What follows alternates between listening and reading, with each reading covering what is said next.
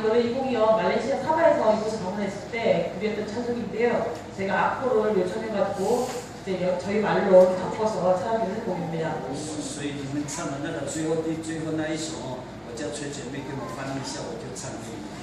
그리고 이제 아까 이집트에서 불렀던 형제 우리 모두 다 함께 이것을요. 우리 최수 자매한테 중국어로 번역해달라고 했습니다. 다음번에 오실 때 그것을 중국어로 불러드리도록 하겠습니다.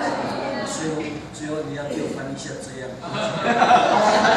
그렇게 이렇게 하는 걸 얘기해드렸습니다. 最后你要跟我们先是这样。